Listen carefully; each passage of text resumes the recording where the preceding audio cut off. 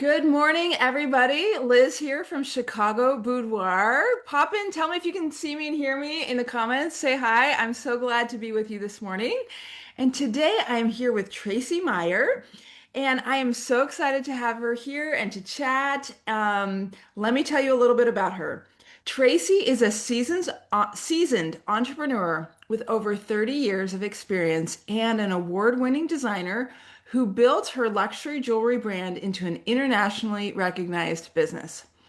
Her multifaceted career includes serving as an adjunct faculty member, a 10-year tenure on Mayor Daley's Fashion Council in Chicago, and representation by one of Chicago's top modeling agencies. Tracey has also dedicated significant time to philanthropy. She served on the Chicagoland and Northwest Indiana Ronald McDonald House Women's Auxiliary Board and volunteered for Make-A-Wish for over 15 years. Tracey is committed to empowering women and girls and passionate about mentoring and storytelling. She currently works as a development consultant in the nonprofit sector with Wings Chicago. Welcome, Tracey, and thank you for being here. Good morning, Liz. I'm super excited to be here with you.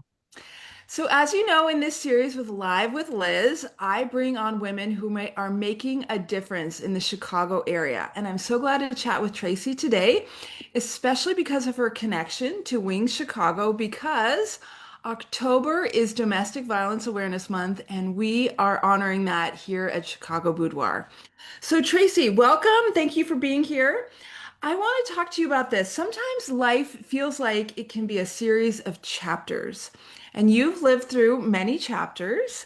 How do you define the chapter that you are in now? What are you up to right now? It's a great question. Well, as you just mentioned, I'm doing a lot of work with Wings on a professional level. Um, I think just more in general, at the stage that I'm at right now in my life, more than ever, I'm living a life filled with purpose. I always have. But right now, I think, as we get older, for most people, you really narrow down and start defining the things that make me happy. Now I'm doing everything in my life that I'm doing now, whether it's work, the people I'm around, the things that I do in my free time are the things that bring me the most joy. That's kind of Love that. my focus. So maybe some of our listeners don't know about Wings and what Wings' mission is. Could you explain a little bit about that? Sure. So Wings is the largest domestic violence intervention agency in the state of Illinois. And they happen to be celebrating their 40th anniversary this year. So they've been around for a long time. They are leaders in their space and have proven impact that literally saves the lives of hundreds of people every day, through different types of housing and shelter programs, and then all different types of integrated services from counseling to mentoring. It's a very sophisticated operation, and like I said, they've got the impact to show why they're leaders and innovators in their space. They also have three resale stores that a lot of people have seen. So sometimes people think, "Oh, Wings, you have the resale stores." We're like, well, yes, and a whole lot more. So, and it's exciting because they're now spreading their footprint nationally, have already started doing some work in Florida, and the goal is to continue that expansion around the country. Wow, well, thank you for your dedication to this. Domestic violence is something that affects all of us, even if you have not been directly affected by it. It affects our communities and people you know. So thank you for your advocacy. I know you started your career as an entrepreneur. Tell us a little bit about that and how you got started. I think my brain is just wired that way. Honestly, any entrepreneur will kind of say we have, certain things in common regardless of what we're doing. And so from a very young age, I was super creative, loved fashion, and just had such a curious mind. And so, I mean, I ended up, my first business was a low-fat bakery business, which certainly, is not in fashion at all, but it was very innovative. But What you we were said you doing. started a low-fat bakery? Yes. Oh, Started a wow. low-fat bakery back in the 80s, Oh, but we wow. were way ahead of our time. What we were doing was kind of pioneer. So, um, And then because of my love of fashion, I had an opportunity to see fashion or jewelry being made by hand in India. And I was mesmerized, and that kind of planted the seed, which ultimately then became my next business, and the business I had for the longest period of time, which was my own designer jewelry brand. So I did that for over 35 years as a wholesaler in New York, and went through multiple iterations as the economy and life changes and so forth. Um, but uh, I am an entrepreneur, through and through. Even the work that I've done with other organizations, and even the way I approach my work now is very much from that mindset of thinking outside the box, building relationships, the ability to connect with people, and see the bigger picture. Like really stay focused on the bigger picture. So, and lots of creativity, Yeah, always. exactly. I Yeah. love that in some ways there's like a thread that goes through you've had all of these different experiences. I didn't know you had a bakery, but jewelry and advocacy. But one of the threads that I see through all of this is helping women, right? Like jewelry is sort of a female focused business. I mean, it's not entirely female focused, but it kind of is, right? Most of your customers were probably women, right? And now with domestic violence, of course, domestic violence can affect men, but it primarily affects women, right? So, how have you found, like, in your own life to find kind of empowerment and confidence, and then also share that with your customers and clients and people that you're advocating for? Life's not easy. You've had some up and downs. How have you found confidence, empowerment through it all? Well, I think we have to remember that we're not born with confidence. Like you don't see a little 2-year-old running around going, "Oh man, I'm so confident." No, confidence is born, literally born from falling down and learning how to get back up. And every time you do it, you've got another tool to put in your tool belt. And so that's where our confidence is born from. So for me, yes, my life has been filled with many chapters, the good and the bad. I've learned the most, not sitting on the mountain, but sitting in the valley. And I think, as a society, we want to rush through trauma and grief because it kind of makes sense. It doesn't feel good. But I think if you take the time to sit in the fire and ashes when you go through something horrible, you come out with more wisdom, you come out with more clarity, and hopefully with a heart that's primed for joy. And so for me, um, and the reason that I ended up at Wings, because a lot of times people say, well, wait a second, you come from this world of, luxury fashion and all these other things, um, teaching and so forth. How did you end up, in this space? And it's because I went through my own personal experience with domestic violence. Um, and it was life changing. I mean, it took me to my knees. And so I ultimately decided that I needed to use my voice and my story to help other people.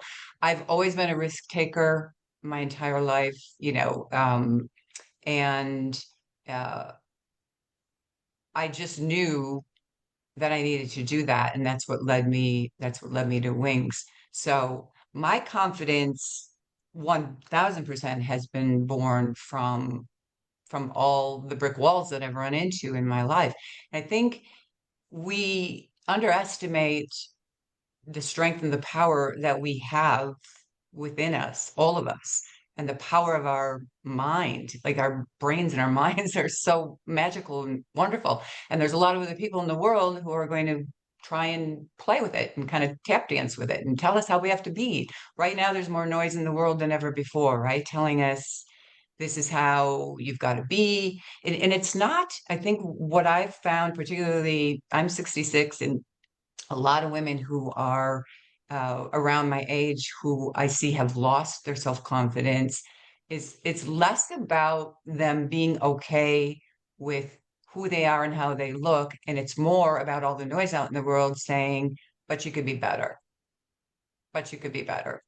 We're always hearing that, right? We're always hearing, but there could be a better version of yourself. Now, I will say, from a self-development point of view, absolutely. That's something that I do, and I think everyone should do, is always consciously want to learn and grow, right? And continue to develop, no matter how old you are. But that's very different than somebody saying you're not good enough. And Right. so, I have had to and still do, have to work hard to say and believe, I am good enough just as I am. And I've always practiced a kind of a stoic mindset, which is really focusing on today. Yesterday's gone and tomorrow's not here. So living, like really truly living in the moment and focusing on the things that I can control and trying to let go of everything else. And then having and maintaining a grateful mindset, right? Those three things. Now, it's not easy. It's a pretty simple practice in terms of understanding it, but it's not that easy to do. It takes a lot of work because we make decisions and then we say, oh my God, when things aren't going great, why did I do that? But here's the thing, when we have to make a decision, we're doing what we think is right in that moment, right? And sometimes later, things don't work out that great. So instead of sitting in that puddle of regret, which is just going to have you spinning and also create kind of a negative mindset, right? It's like what I do is even when things aren't great, it's like, but there's always opportunities there. There's always something. Okay, this might have not have turned out the way I wanted it to. And in the case of the work that I'm doing right now, when I was going through, my experience with domestic violence, it was horrific. Yeah. And even once I got out, the healing part of it was horrific. And I didn't even know what to expect with that. I thought once I was gone, that it would be over, and it wasn't. Um, but it was in that moment that I looked for an opportunity, right? Instead of crying, poor me, and falling apart, I thought, okay, so there is an opportunity here for me to find something good here and meaningful. So I think, it's kind of that's my long way of saying just our minds are so incredibly powerful and the only one who has control over your mind is you. And that's the beautiful thing. Everybody else will try and grab it. But at the end of the day, we are the only ones. So my confidence, my resilience really comes from uh, maintaining that mindset of, gratefulness, no matter how, focusing on my blessings, no matter how bad something is. I also have daily mantras. Every morning, I have daily mantras that I say Love out that. loud because, and this is the science, like our brain can't decipher between good and bad. Our brain only knows what it's familiar with, right? So if I'm sitting and ruminating about bad stuff all day long, my brain's going, oh, that's familiar. I'm just going to keep thinking it. I'm just going to keep thinking it. But if I'm putting those good mantras in every morning, over and over and over again, my brain's going, oh, I'm familiar with this. This is kind of cool. So guess what? I'm going to kind of go out and find those things today. And it really does work. And it Yeah. doesn't cost any money. It just takes time and it takes discipline. But I'm a firm believer in right here, is will dictate, so much of how our life goes. And that's one thing that we're in control of. There's so much in the world that we're not in control of, especially now. But that is one thing that we can control. And so that's really my approach to how I live my life. I love that so much. I've heard you talk about how domestic violence affects people that we might not even necessarily assume that it affects. There's domestic violence happening in your neighborhood. It's not something that's happening far away in some other place, right? Can you talk a little bit about how your eyes were open to how domestic violence affects a wide range of women? Sure, and that's a really good point, and I'm glad you brought that up because there is kind of a belief by many people that domestic violence only happens to poor, uneducated women or men, and it's simply not true. There are no boundaries. It can and does happen anywhere. Statistically, it's 1 in 3 women and 1 in 4 men who will be affected in their lifetime. That's So so think about that. high. I mean, think about, next time you're standing in the grocery line or you're, out to dinner, you're at the gym, you're in the office, anywhere you are, you're on the train, start counting heads around you. That is the reality. And so when we say to people, whether you realize it or not, someone very close to you is, or will be affected. It's true. And so there are no boundaries, and most people never expect me, to be that person that it happened to, because in their minds. And part of that is because we just have to do a better job, educating and getting rid of the misinformation that's out there. There's a lot of misinformation. And as a society, we've decided that domestic violence is kind of a dirty word, right? So it's not, nobody really wants to talk about it. But 20 years ago, people didn't want to talk about cancer either, and now it's very easy. 5 years ago, it was still difficult to talk about mental health, and now it's become an everyday conversation, right? So we need to get to that point where we get the eyeballs off the ceiling when we're talking about domestic violence, because it is real and it's pervasive. It affects so many people. And be able to celebrate the people who survived that, just as if I said to somebody, I survived breast cancer, for example, I would be celebrated. I want to see that same celebration for people who've survived abuse, any type of abuse. So my role with Wings right now, I am specifically like leading the development of a new program that will launch on Chicago's North Shore. Being the leaders in their space, Wings is now spreading their wings once again and moving into new communities. And so we've done, a lot of work and research up there to build a curated program to provide the much needed services for women or men who are suffering from domestic violence, and go into those communities and then take that same program, and spread it elsewhere. So we're, really, I say excited, and it's kind of that like, excited, yes, excited to be able to provide these services because we know how much it's needed. But then the other part of me is like, but it's not really exciting because I wish it didn't exist, right? But the reality is that it is everywhere. There are no boundaries, and it's really important for people to also understand that when you're talking about domestic violence, it's there are many forms of abuse, right? So most people think it's physical abuse, which is very true, but not always. But there's psychological abuse, there's financial abuse, which statistically 99% of the time, 99% of the time, there's financial abuse when you're dealing with something. So even when you're dealing with people in affluent communities where one might think, oh, well, if things are so bad, why don't you just leave because you have money? The truth is, the access to that money is usually not there. So it's much more complicated than it might seem. And then there's sexual assault, of course, sexual abuse and stalking. So there's many different types. So it's complicated, and every sector of people that we deal with have different needs, right? Based on their life, their lifestyle, and so forth. So what might seem as, an easy way out is anything but. And then people, families have dogs, or pets, that they can't take with them when they need to go, all these kinds of things that we don't think about, but Yeah. are reasons why people find it that much harder to leave. So, Yeah, the yes. idea, why doesn't she just leave? You don't understand what's behind that, what it would take to leave. That you're like, does it mean abandoning a pet, a child? Does it mean not having any access to funds at all? How do you leave if you have no access to funds?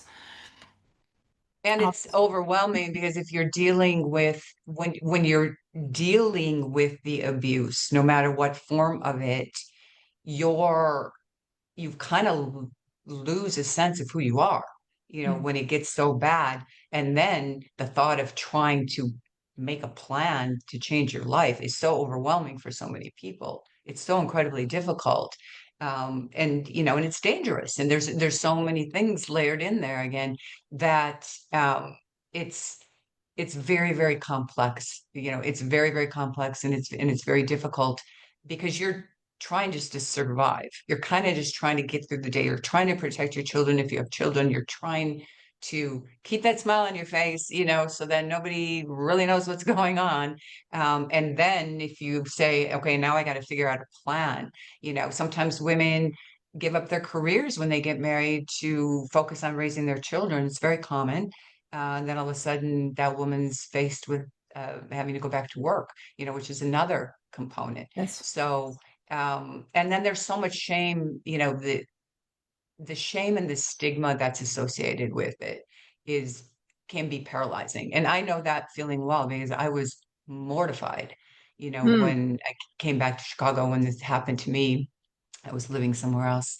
I thought, oh my God, like how am I gonna tell my family and how could this happen to me? I'm a, smart woman, so on and so forth. So there's so much, and that's something else that we need to eradicate. We need to keep chipping away at that shame and stigma because it Mhm. is never the fault of the victim. Never, ever, ever, no matter what.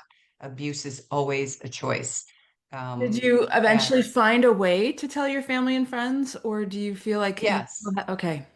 Yeah, I had to, because, and I remember the day I did it, I mean, and Yeah. it was, well, and then also, being sensitive to the impact that's going to have then on my family, telling Yeah. them and them then knowing or learning about what I was going through, it's very, very, very difficult, for family members and for friends to learn this too.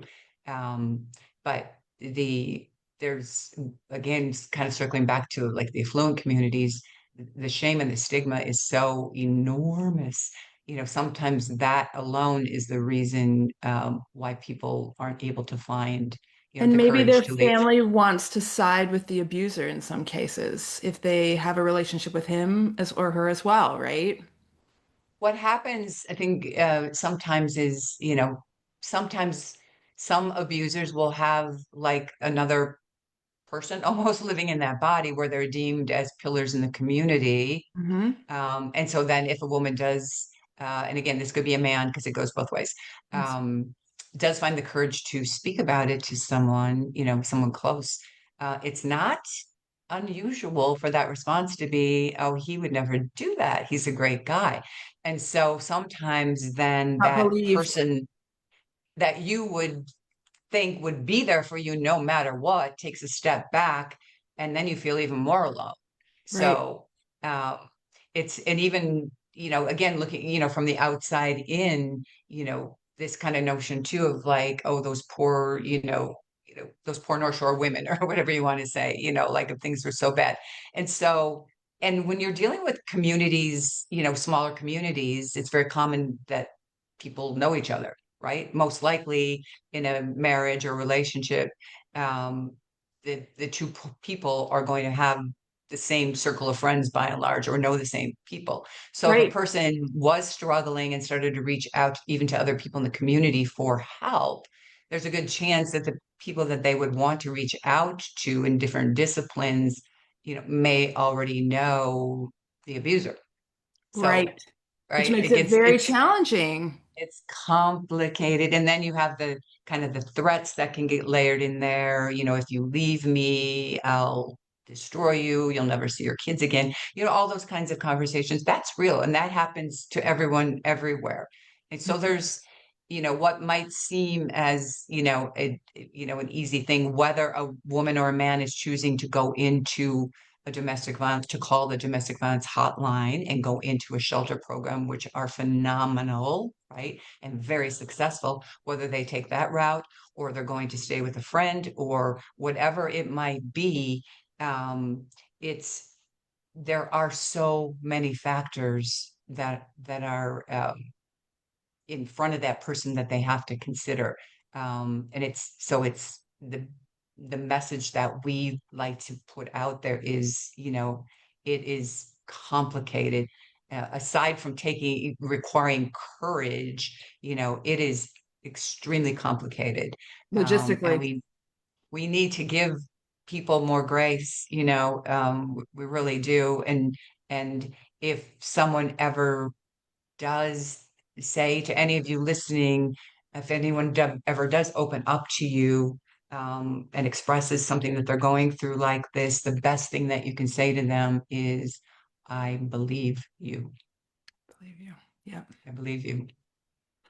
Let's say someone listening wants to support Wings and their mission. What are some ways so that people can do that? I know here at Chicago Boudoir, for example, if you book a photo shoot during the month of October, which is right now, we will be donating proceeds from that photo shoot to Wings. So if a boudoir photo shoot's been on your bucket list, this would be a great time to get a photo shoot and then also support Wings. But Tracy, what are some other ways that we can support this organization and their mission? Well, there are lots of ways. You said some people like to volunteer because of the nature of the business. Uh, it, there are, not as many opportunities for hands-on, although there are people that can go through training if they really have the desire to get involved, in one of the Wings facilities. That we do have people that do that. Wings has fundraisers throughout the year that they do. In fact, their biggest one is taking place tomorrow night. So there are always volunteer opportunities on the event stage. And then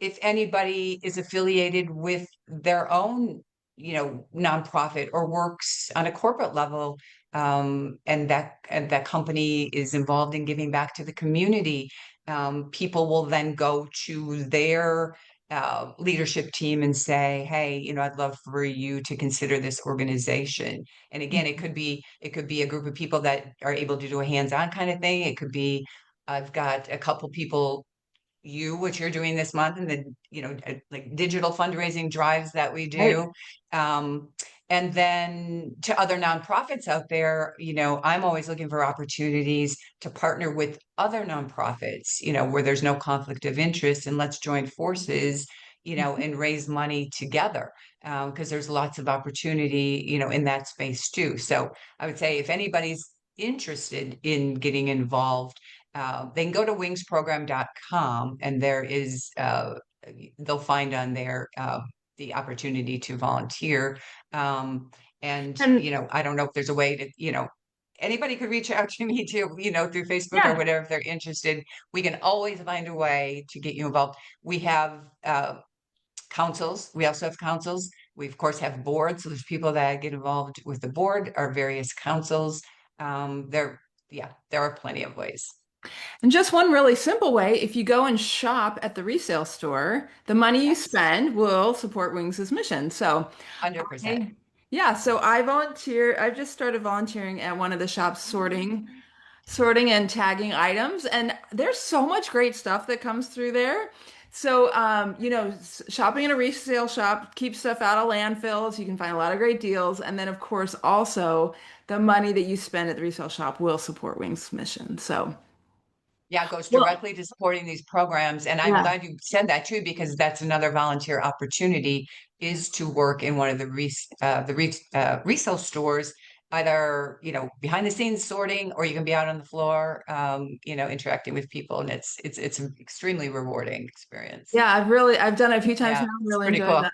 Yeah. Yeah. So Tracy, turning to a different part of your life for a minute here, you recently had the opportunity to audition to be part of the Golden Bachelor TV show. And ultimately you decided not to be on the show. You're not on the show. It's aired right now, but you went through a lot of the process at the beginning. Tell us how you got started with that, how you got interested in this franchise. I watched The Golden Bachelor. I love it. And I was so excited to hear that you had auditioned for it. Tell us a little bit about that. Well, I too had watched the first two seasons and found it extremely endearing and a little different than typical reality TV, even within the Bachelor franchise, because you were dealing with people who were, in our golden years, who came together and just had this camaraderie, it was just this really beautiful union because everybody had suffered different types of loss in their life, which is very real, particularly as you get to be in your 60s and above. Um, and really that, there was that sense of celebration of life. And Yeah. so I think so many people watching it were like shaking their head, yeah, and tearing up, like including myself, like I really get this. I really get, Yeah. yeah, I would say like, oh, me too, me too, me too, kind of thing. So I got really drawn in. And then, I had a few friends who were just kind of nudging me, saying, "Oh, you should apply, whatever." So I filled out an application one night. I honestly forgot all about it, and then handful of months later, I got a call, and which was the beginning of, going through the vetting process. It was a over 5 month long Wow. journey. Yeah, it was really a lot, really, which is good, that they really put you through. Yeah, but like a lot of Um, hours spending time talking to people or what? well, I mean, yeah, and luckily, since they were in California, I could do everything, after hours here because they're 2 hours behind us. But yeah, lots of interviews, background checks. I mean, there's lots of stuff but they have to do that, right? It's important and good for everybody. So I'm glad that they do, a very extensive vetting process. It's super important. There were 60,000 women who applied, which 60,000? yeah, which and the cool thing about that is it really tells you how many people who are in there, and not everybody truly was in their golden years. I'm sure there were some younger than what we typically would say golden years, but nonetheless, Do 60,000 they have a women. strict age requirement for the show?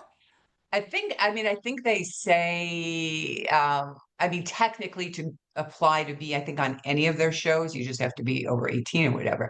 The Oh, kind of, but for the golden, I mean, it kind of is 60 and up is kind is of the what they're understood, trying to do, yeah, right? kind of the understood thing. Um, but it just shows you how many single women there are out there in the world, in this age group was, pretty incredible. So anyway, I went through the whole thing, and I was, then made in the top 40, and, we're going Wow, along, Tracy. getting close to, the time of when the filming would start. And then what happened is the person who was chosen as Bachelor, Mel, because the show's on now, so everybody knows who he is, did a podcast and voiced that he prefers dating younger women. And so he made that He even comment, and a said couple other, he even said 45. He's even said the word yeah, 45, which is, I mean, I'm he said 45. 45 to, Like, come on. yeah, he said 45 to 60, and then told the executive producer, I'm just letting you know, anybody over 60, I'm cutting them. Um, and so this Which is came out, not in the spirit of the show. Let's be honest. That's not what the show's about. well, for me, it's like, I have no judgment. If, he can date whoever he wants, however he wants, that's his choice. That's none of my business.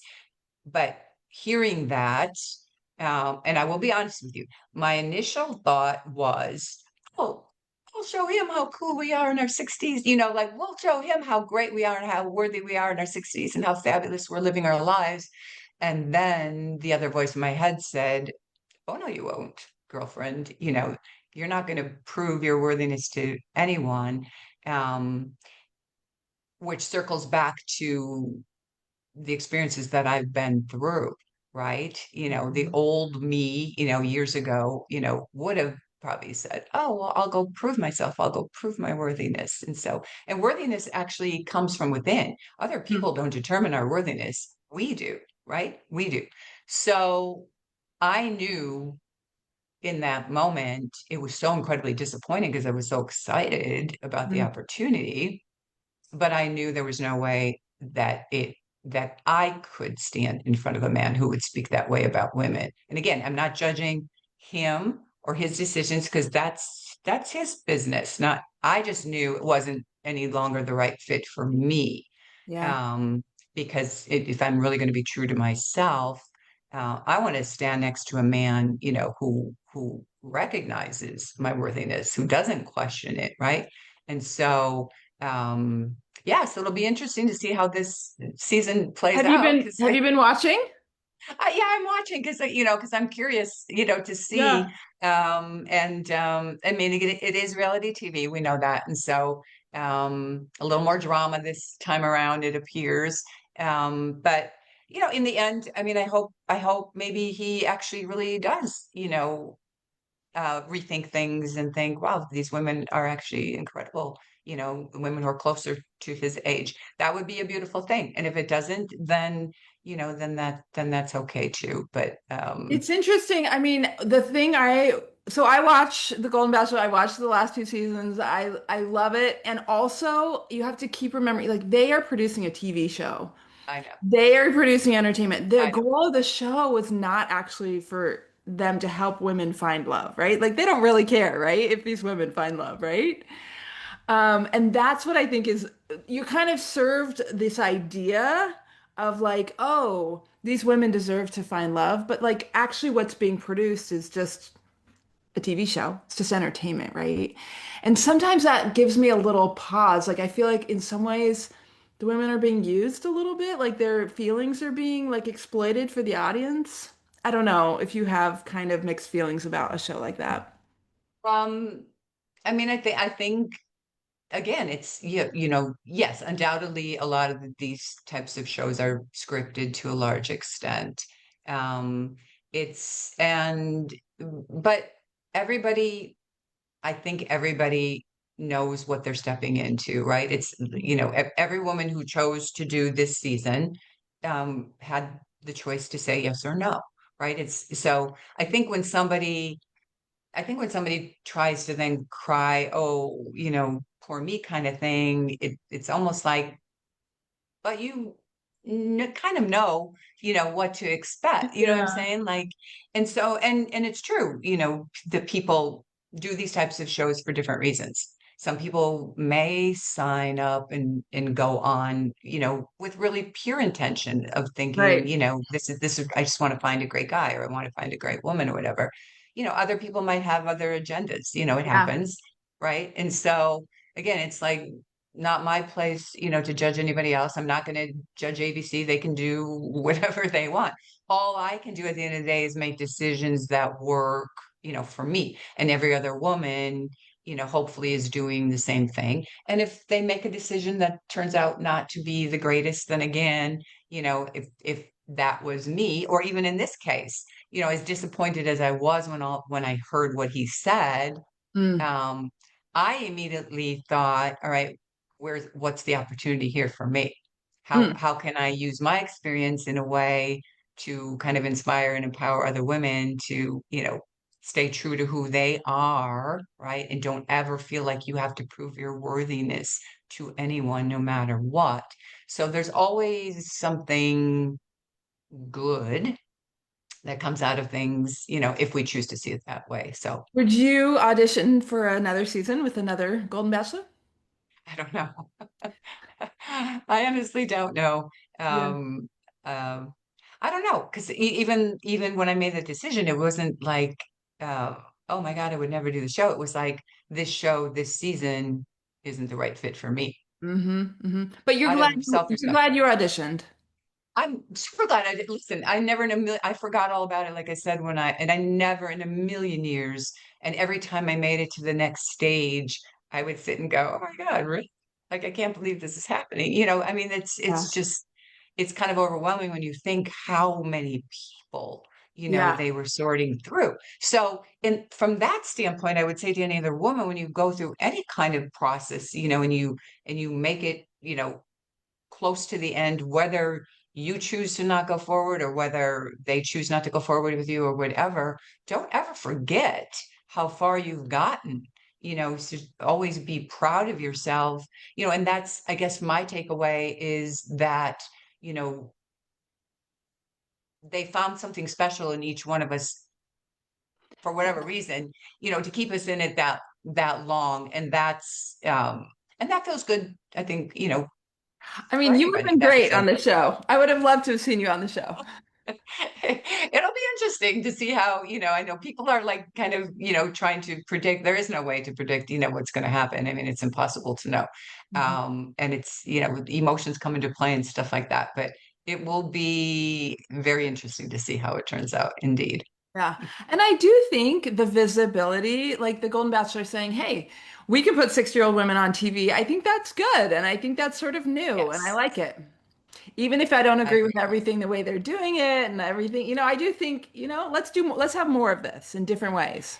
I agree with that because it really is kind of reminding us of how exuberant our lives can be. Again, they call it the golden years for a reason, right? But yet, like I said before, I find so many women, once they get into their golden years, tend to start losing self-confidence, you know. And I'm guilty of it too in certain aspects. We look in the mirror and I'm like, oh, is my skin sagging too much? And, there's certain things as good as we take care of ourselves and all the things that we do, it's aging, it's part of aging. And that circles back to society telling us all day long, over and over and over again, you're not good enough. You're not quite good enough. You could be better. You could be better. Could be better. And that's tough. And that's why I'm so passionate about uh, mentoring, girls, like teenage girls. And I have two sons. I don't have daughters, but it's like getting to these girls when they're young and building that self-confidence and teaching them about self-compassion. I think that's one of the things that we forget about is giving ourselves, some grace and self-compassion and to really believe you are enough and to seek out those special gifts that you have. Everybody, I believe everybody, when I talk to a lot of these younger girls, it's like everybody is a shining star. Yeah. Some of them just don't know it yet. So our job is to find those things and make them super special, which is how they landed on this earth. How you land on this earth that makes you special. What makes your heart sing? What makes your heart pound fast? Those are your gifts, and that's, your focus and how you build. And stop listening to what the rest of the world is telling you, how you have to be, how you have to look, what school you have to go to, all these things that are just creating so much stress and so much pressure for young people. That's really a passion of mine, is to try and eliminate as much, and it's hard, it's really hard. It's a really difficult time, for young people to be living, for everybody, with all that's going on in the world, but in particular, um, that that again, that self-confidence is not, we don't have confidence, just out of the gate. It's born. And so for people, younger people, to realize, you need to fall down um, in order to, learn how to get back up. And the cool thing is every time you put another tool in your tool belt and you get through something, you get to that point in your life where you go, bring it on, baby, because I can handle it. Like, that's how I feel. Like no matter what's going to hit me now, go ahead, you Yeah. know. And that's a beautiful thing. And so being in our 60s is wonderful. We have all this wisdom and all these life experiences to share with people and to further define where we want to sit in what's going to give us the most joy and pleasure. And those are gifts that we, I think, have an obligation to share with younger people, because there's only certain things in life that you can learn by doing. When somebody 24 years old tells me I'm an expert at something, I look at them and say, you can't be, because you haven't been alive long enough to be an expert. You may be very, very good at what you do. You may be very smart and well educated, but there's nothing that replaces life experiences. Nothing. Well, Tracy, thank you so much for sharing your wisdom and those thoughts today. We are so excited about everything you're doing and are excited to follow what's next for you. And we're excited to donate to Wings this month. And thank you so much for sharing your time with us today. If you have any questions or comments you'd like to leave for Tracy, feel free to leave them below. And we will see you guys on our next episode of Live with Liz. Thank you so much for joining us today, Tracy. Thank you. And thank everyone. Thanks so much.